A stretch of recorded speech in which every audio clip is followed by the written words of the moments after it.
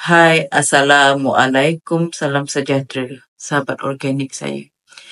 Saya baru balik daripada SKMM memberi kenyataan, keterangan berkenaan dengan 4 isu yang berbeza.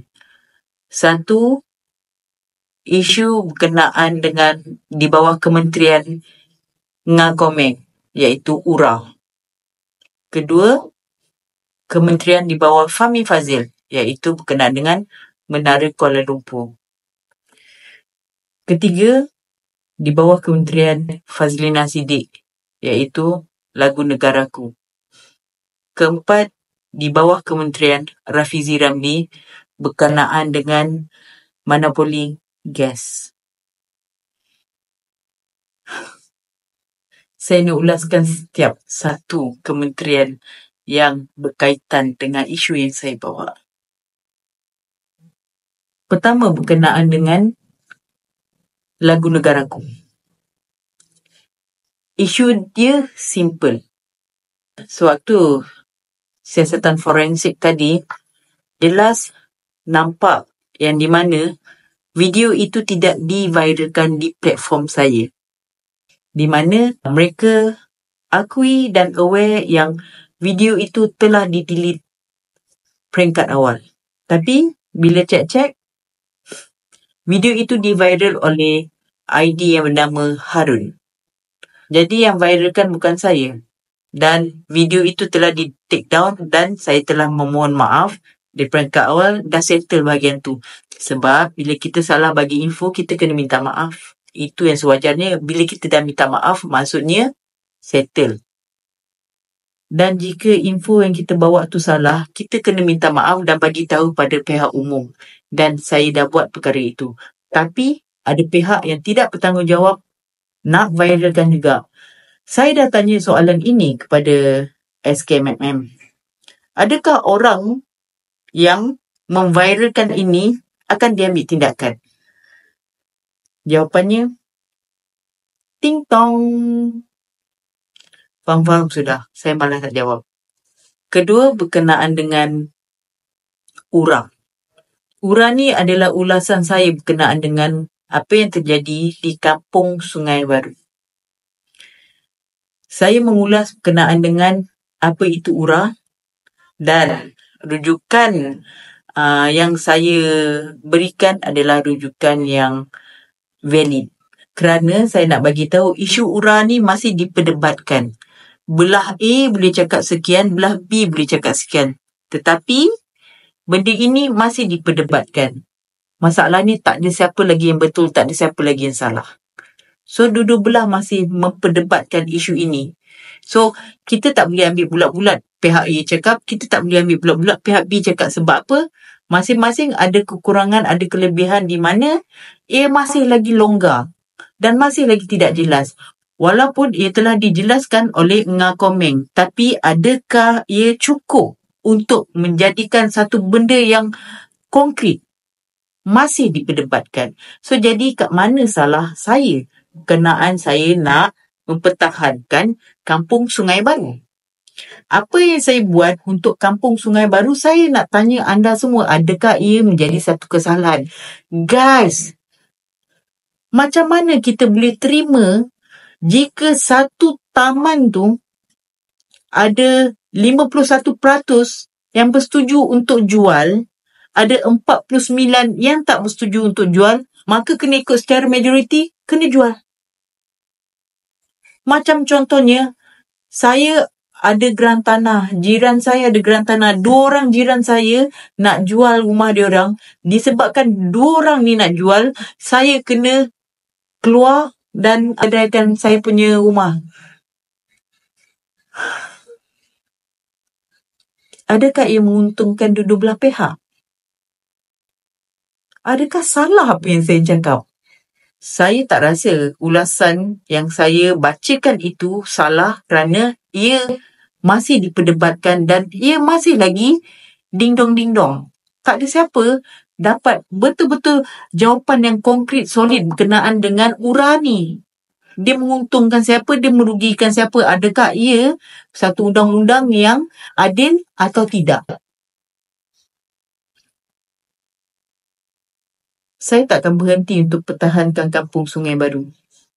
Kalau orang UMNO tak nak pertahankan, kalau Johari Gani tak nak pertahankan, kalau Khalid Samad tak nak pertahankan, kalau pemimpin-pemimpin Melayu yang lain tak nak pertahankan, tak apa, saya sebagai rakyat dan bersama dengan penduduk-penduduk di sana akan cuba pertahankan. No matter what. Untuk kes siasatan yang ketiga ni, well, pagi tadi saya pergi dengan keadaan yang sangat-sangat segak kemas, sangat elok.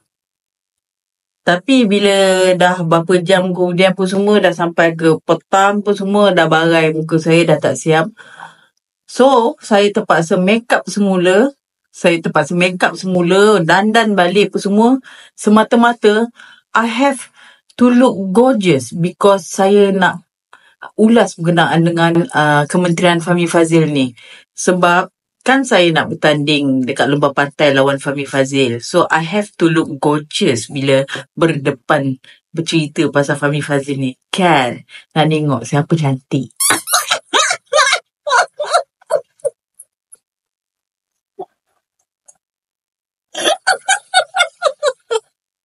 Isu kertas siasatan yang ketiga yang saya beri kenyataan adalah isu yang sangat-sangat-sangat kelakar, guys. Berkenaan dengan isu Menara Kuala Lumpur. Korang tahu tak apa pasal? Korang tahu tak apa cerita? Saya disiasat kerana saya screenshot berita tanpa caption.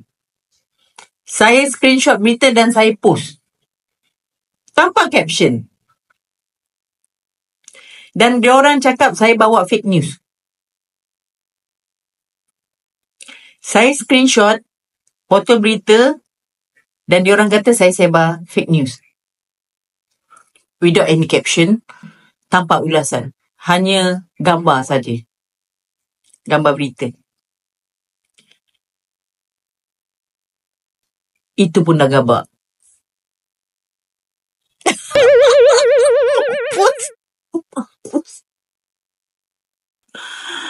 Apa cerita ni Fahmi Fadzil? Apa cerita ni? Berkenaan dengan isu Menara Kuala Lumpur, saya tak rasa menyesal untuk orang kata backup Menara Kuala Lumpur Sdn Bhd dan Hydroshock, iaitu company bumi yang telah mentadbir Menara Kuala Lumpur since the first place, since from the start. Saya mempertahankan Menara Kuala Lumpur Sdn Bhd dan Hydroshock. Konsesi 30 tahun yang telah dimenangi oleh Menara Kuala Lumpur Sdn Bhd dan Hydroshock Sdn Bhd telah dibatalkan dan digantikan pula dengan syarikat Lim Siong Hai. Saya sebut betul kan? Konsesi selama 20 tahun. Bagaimana anda boleh batalkan sesuatu perjanjian sedangkan ia masih di dalam kes mahkamah?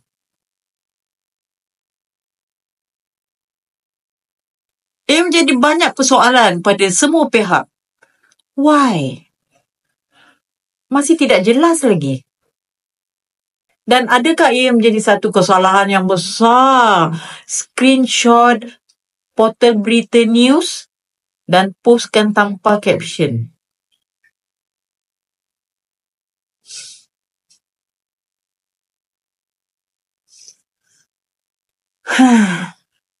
Kalau macam ni lah keadaan Fahmi Fadzil, saya yakin saya boleh menang nanti PRU 16 lawan kau, Fahmi. Confirm saya boleh menang.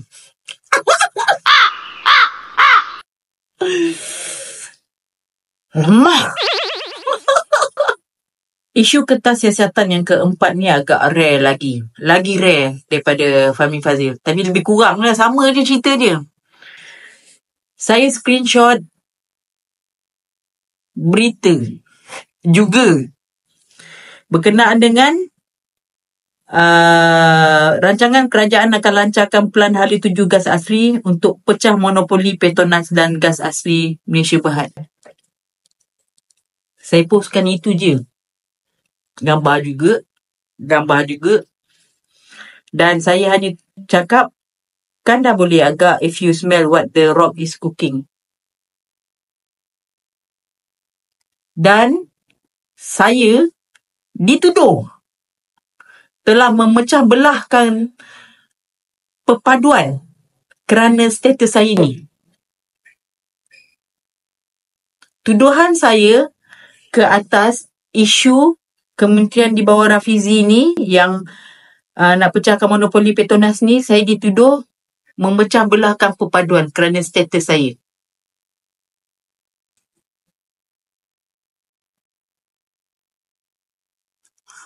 Kenapa macam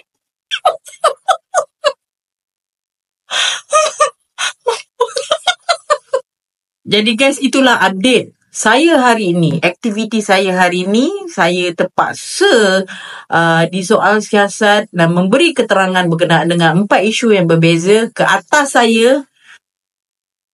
Semua benda ni zaman Najib saya dah kena. Apa nak heran? Kan? Pengen lah.